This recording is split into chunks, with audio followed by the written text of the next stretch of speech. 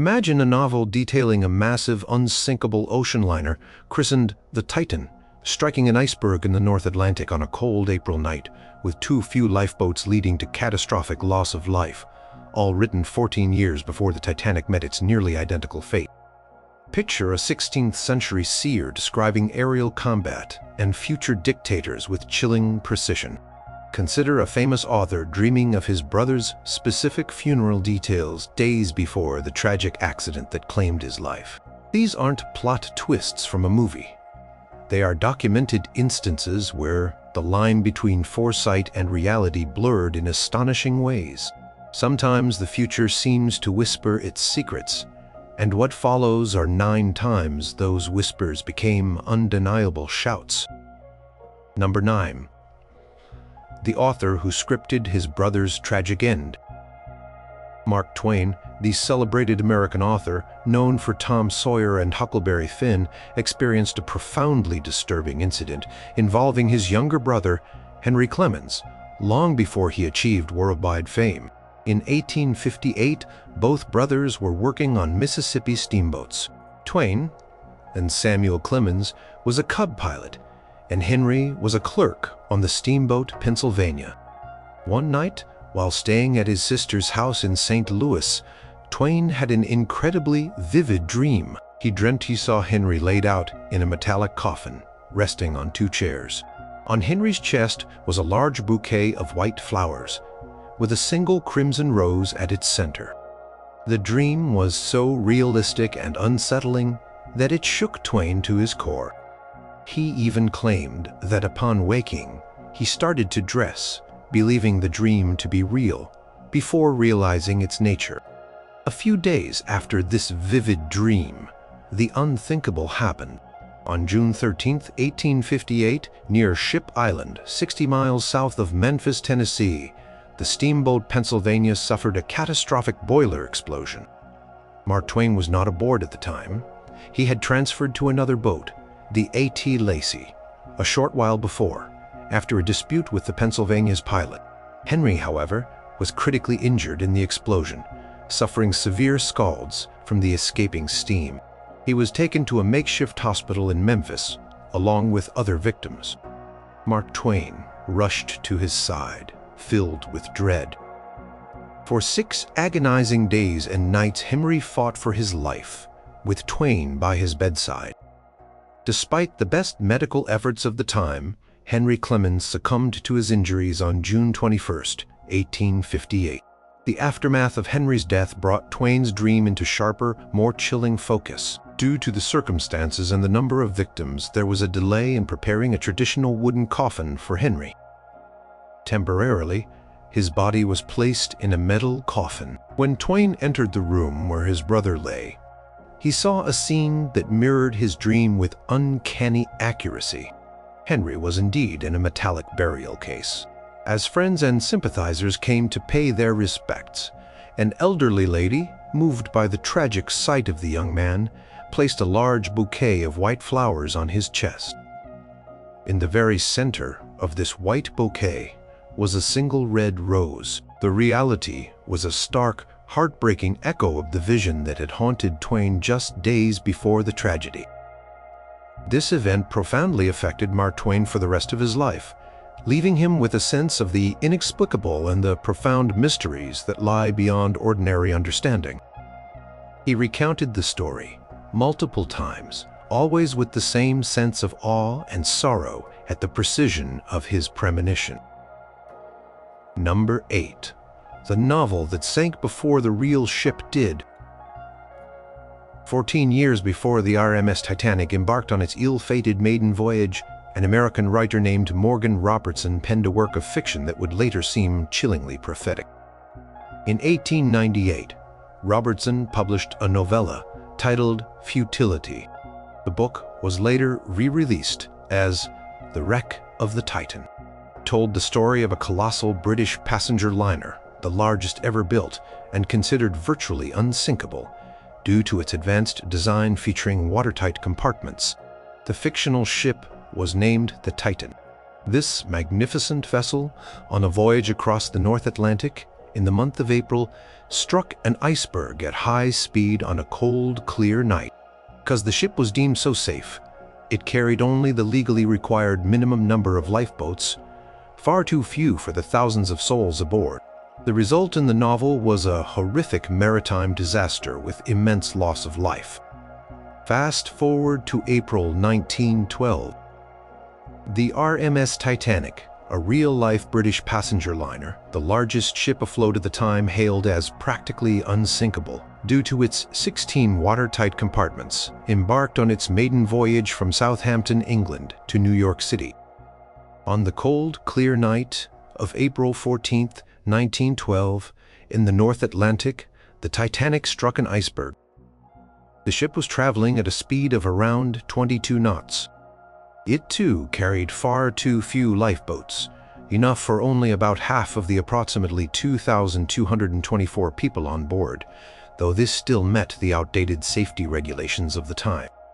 Titanic sank in the early hours of April 15, 1912, resulting in the deaths of more than 1,500 people, one of the deadliest commercial maritime disasters in modern history. The parallels between Robertson's fictional Titan and the real-life Titanic are numerous and startling. Both ships were British-owned luxury liners. The Titan was described as 800 feet long. The Titanic was 882.5 feet long. Titan displaced 70,000 tons and could make 25 knots. The Titanic displaced over 52,000 tons, GRT, and had a top speed of around 23 to 24 knots. Robertson's Titan was powered by triple screws. The Titanic also had triple screws. Both ships were on their maiden voyages in April. Both struck an iceberg on their starboard side late in the evening in the North Atlantic, roughly 400 nautical miles from Newfoundland. Both were described as having insufficient lifeboats for the number of passengers and crew. Titan, 24 lifeboats for 3,000 people capacity. Titanic, 20 lifeboats for its 2,224 people on board, capacity over 3,300. In both stories, more than half the people on board perished. Robertson's Titan was carrying the wealthy and complacent. The Titanic was famed for its luxurious accommodations and prominent passengers. After the Titanic disaster, Robertson's almost forgotten book was rediscovered, and its author gained a new, somewhat eerie fame for having seemingly predicted the tragedy with such remarkable detail. Robertson himself denied any mystical insight, attributing the similarities to his extensive knowledge of shipbuilding and maritime trends. Number 7. The French Seer and the Fiery End of a King. Michel de Nostradamus, better known as Nostradamus, was a 16th century French astrologer, physician, and reputed seer. He published collections of prophecies, famously known as Les Prophecies, in 1555. These prophecies were written in 4-lined rhyming verses called quatrains, often cryptic and open to various interpretations. One particular quatrain, Century 1, Quatrain 35, has been linked by many to a specific, tragic, royal event that occurred a few years after its publication. The quatrain reads, in one common English translation, "The young lion will overcome the older one on the field of combat in a single battle. He will pierce his eyes through a golden cage, 2 wounds made one, then he dies a cruel death." In June 1559, King Henry II of France was a powerful and experienced ruler, aged 40. To celebrate the Peace of Sceaux-Cambrésis treaty with his long-standing enemies, the Habsburgs, and the marriage of his daughter Elizabeth of Valois to King Philip II of Spain, a grand tournament, including jousting, was held in Paris near the Place des Vosges. On June 30th, King Henry II, an avid jouster, decided to participate. He rode against several opponents. His final opponent of the day was Gabriel de Lorges, Comte de Montgomery, the captain of his Scottish Guard, who was about 6 years younger than the king. During their pass, Montgomery's wooden lance struck the king's shield, shattered, and a large splinter flew upwards. This splinter penetrated the king's golden visor, the golden cage, and entered his head just above the right eye, lodging in his brain. Another smaller splinter may have also caused a wound to his throat or temple. Despite the immediate and severe injury, King Henry II did not die instantly. He was carried from the field, suffering immensely. The best physicians in Europe, including the renowned Andreas Vesalius, were summoned to his bedside. They tried various treatments, but infection set in. King endured terrible pain for 10 days. He reportedly suffered from paralysis and speech difficulties. Finally, on July 10, 1559, King Henry II of France died from his wounds. The young lion, Montgomery, overcoming the older one, Henry II, the field of combat, the jousting tournament, the piercing of eyes through a golden cage, the lance splinter through the gilt helmet's visor near the eye. 2 wounds made one, interpreted by some as the 2 splinters with a wound to the eye and brain becoming one fatal injury, and the cruel death. His prolonged suffering appeared to match the tragic events with Remarmy. This specific instance greatly enhanced Nostradamus' reputation as a seer during his lifetime and has continued to be cited as one of his most accurate predictions. Number 6. The sleeping prophet who foresaw Wall Street's Black Day. Edgar Cayce, an American mystic active in the first half of the 20th century, became known as the sleeping prophet. He would enter a trance-like state and deliver readings on various subjects from health to global events. Cayce gave thousands of these readings over his lifetime, and they were meticulously transcribed by his secretary. Among his pronouncements were warnings about economic turmoil. Specifically in the mid-1920s, a period of booming prosperity known as the Roaring Twenties, Cayce issued several warnings about an impending financial collapse. On more than one occasion, he advised individuals to be cautious with their investments and to prepare for a significant downturn. One particularly notable prediction occurred on March 29, 1925. During a reading for a client who had inquired about investments, Cayce warned of a coming period of economic distress and specifically advised getting out of the stock market before a crash. He reportedly mentioned that a major crash would occur in 1929. At other times, he also spoke of a breaking up of financial structures and advised people to set thine house in order. In a reading given on February 22, 1929, he again cautioned about market speculation. These warnings came at a time when the stock market was soaring to unprecedented heights, and public confidence in continued prosperity was widespread. Many believed the economic boom would last indefinitely. Then came October 1929. The American stock market, after years of speculative frenzy, experienced a sudden and catastrophic collapse. Thursday, October 24, 1929, known as Black Thursday, saw a massive sell-off. Despite attempts by leading bankers to stabilize the market, the panic resumed the following week. On Tuesday, October 29, 1929, dubbed Black Tuesday, the market crashed spectacularly. 16 million shares were traded on the New York Stock Exchange in a single day, a record that stood for nearly 40 years. Billions of dollars were lost, wiping out thousands of investors. This Wall Street crash of 1929 is widely considered the most devastating stock market crash in the history of the United States and marked the beginning of the Great Depression, a decade-long period of severe economic hardship that affected the entire world. Cayce's earlier pronouncements, particularly the one pinpointing 1929, were later seen by his followers and researchers as an accurate prediction of this monumental financial disaster. His advice to clients to divest from the market before the crash, if heeded, would have saved them from significant financial ruin. Number 5. The Psychic Who Named a President's Tragic Fate. Jeane Dixon was an American psychic and astrologer who gained national prominence in the mid-20th century.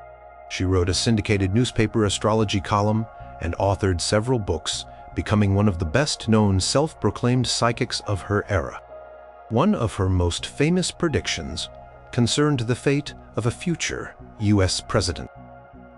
In the May 13, 1956 issue of Parade magazine, an article by Jack Anderson titled "A World-Famous Seeress Looks into Your Future" featured several of Dixon's predictions. Among them was a striking statement about the upcoming 1960 presidential election. Dixon was quoted as saying that the 1960 election would be dominated by Labor and won by a Democrat. She then added a more ominous part: who will be assassinated or die in office, though not necessarily in his first term. The 1960 United States presidential election was indeed a closely contested race. The Democratic candidate was John F. Kennedy, a young senator from Massachusetts. The Republican candidate was Richard Nixon, then vice president. Kennedy's campaign did focus significantly on issues relevant to labor, and he ultimately won the election, becoming the 35th President of the United States. He was inaugurated on January 20th, 1961. As Kennedy's presidency progressed, Dixon reportedly refined her prediction, stating more explicitly that he would be assassinated. She was said to have felt a sense of growing dread concerning him. On November 22, 1963, during his first term in office, President John F. Kennedy was assassinated while riding in a motorcade in Dallas, Texas. The event shocked the nation and the world. Kennedy was only 46 years old. Following the assassination, Jeane Dixon's 1956 prediction, published years before Kennedy even secured the Democratic nomination, was widely recalled and discussed. The specificity of a Democratic president elected in 1960 who would then meet a tragic end in office seemed to align directly with the events that unfolded. This particular forecast cemented Dixon's fame and became a cornerstone of her reputation as a seer. While she made many other predictions throughout her career, some of which did not come to pass or were vague, the Kennedy prediction remained the one most cited as evidence of her purported precognitive abilities. It fueled public fascination with psychic phenomena and made Jeane Dixon a household name. Number 4. The cartoon show that kept getting the future right. The Simpsons, an animated sitcom created by Matt Groening, first aired as a short on The Tracy Ullman Show in 1987, and then as its own series starting in 1989. Known for its satirical humor and depiction of American life, the show has, over its many decades on air, developed an uncanny reputation for seemingly predicting future events, often years in advance, within its comedic storylines. While many of these are coincidences or logical extensions of current trends, some are remarkably specific. One of the most talked about instances is the show's apparent foresight regarding the presidency of Donald Trump. In an episode titled Bark to the Future, which first aired on March 19, 2000, Season 11, Episode 17, the show presents a glimpse into the future, where Lisa Simpson has become the President of the United States. In one scene, Lisa is in the Oval Office with her staff, discussing the state of the nation. She says, "As you know, we've inherited quite a budget crunch from President Trump." She then asks her Secretary of State, Milhouse Van Houten, how bad it is, and he replies, "We're broke." The episode depicts President Trump's fictional preceding term as having left the country in financial ruin.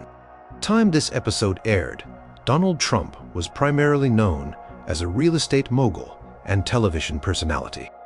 While he had briefly explored a presidential run with the Reform Party in 2000, his becoming President of the United States was considered a highly improbable scenario by most.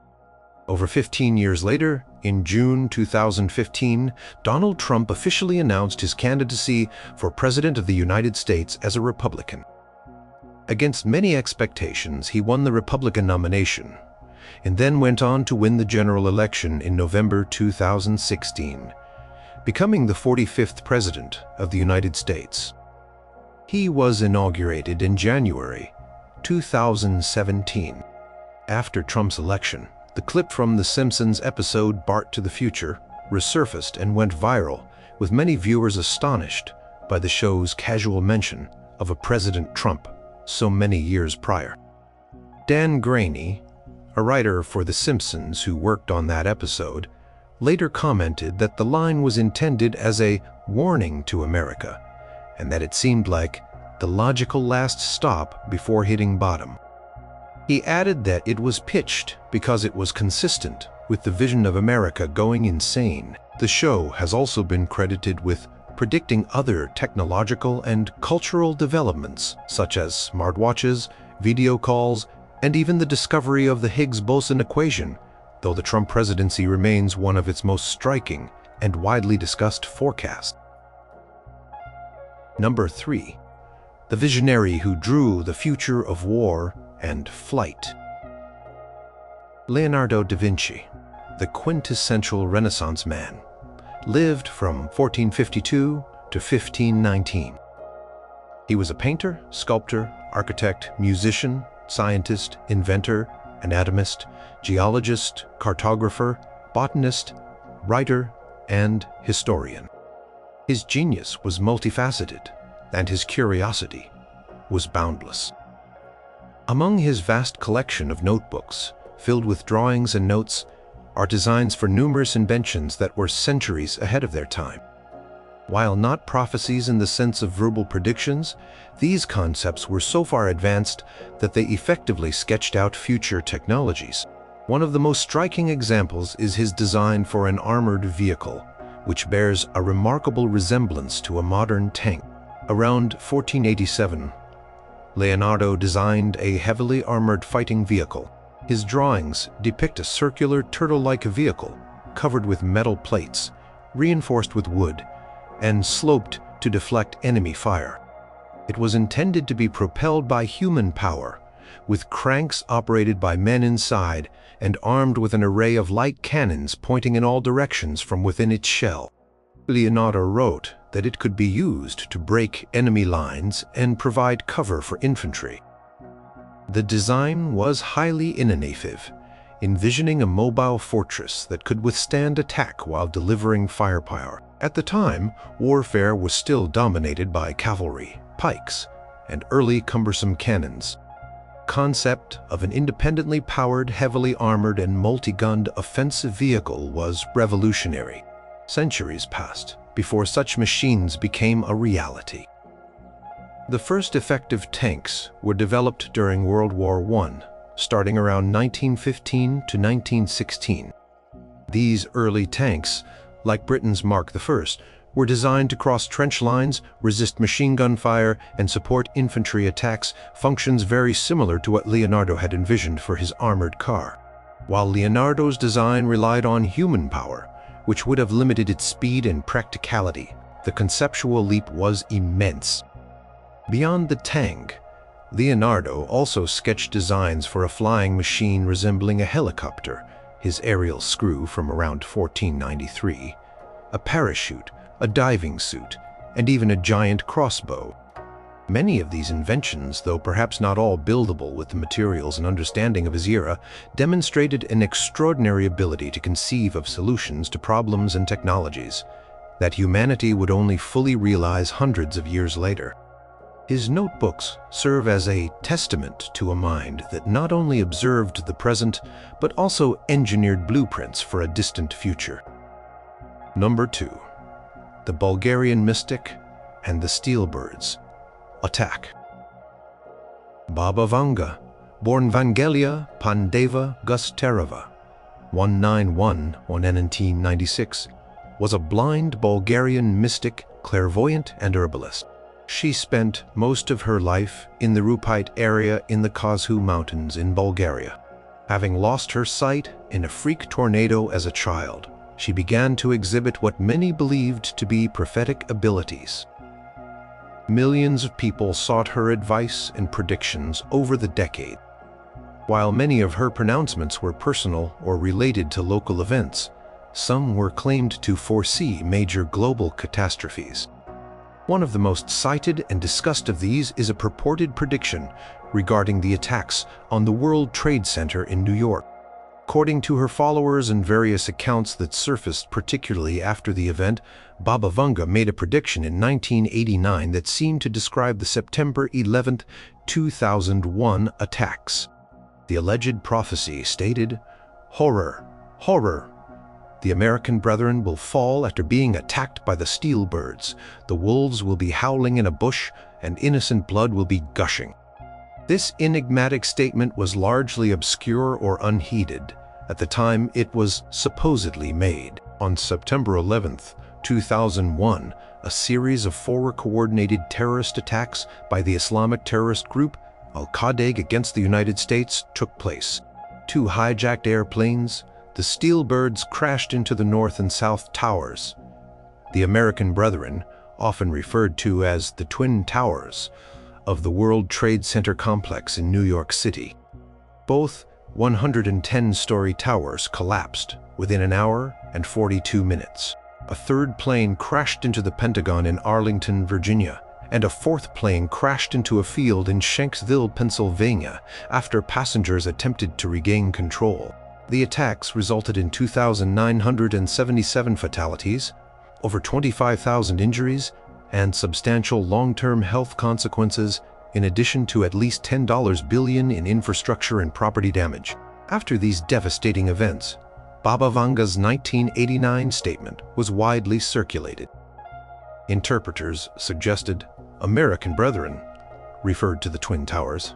Steel birds to the airplanes, wolves souling in a bush was sometimes linked to the then U.S. President George W. Bush and the subsequent war on terror and innocent blood gushing to the tragic loss of life. The timing and the imagery used in the reported prophecy struck many as eerily correspondent to the 9/11 attacks.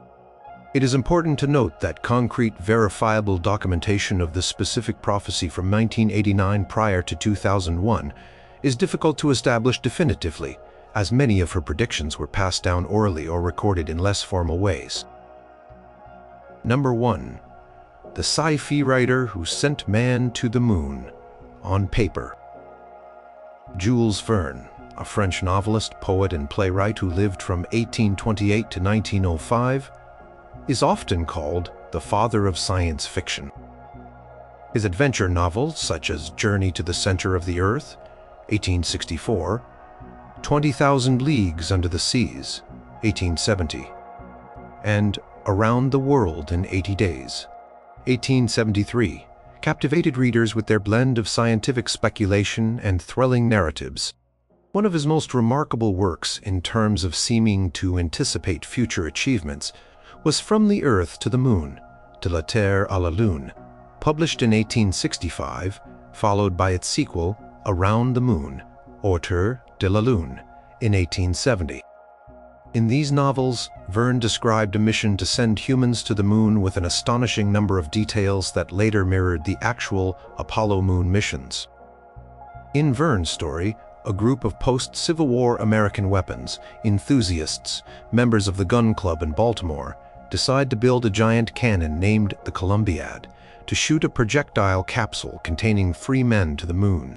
Verne located the launch site for this massive cannon in Florida, choosing a spot between 28 deg and 27 degnan latitude, not far from the eventual location of the Kennedy Space Center at Cape Canaveral, 28.39 degnan. His projectile, essentially a manned spacecraft, was named the Columbiad, the cannon, and the projectile was a hollow aluminum shell. While aluminum was an exotic and expensive metal in Verne's time, its light weight made it a logical choice for aerospace applications, a choice later validated by actual spacecraft construction. The capsule in his novel was roughly 9 feet wide and 15 feet high, comparable in scale to the Apollo Command Module. Verne's spacecraft carried 3 astronauts: Impey Barbicane, president of the Gun Club, his rival, Captain Nicholl, and a French poet, Michel Ardan.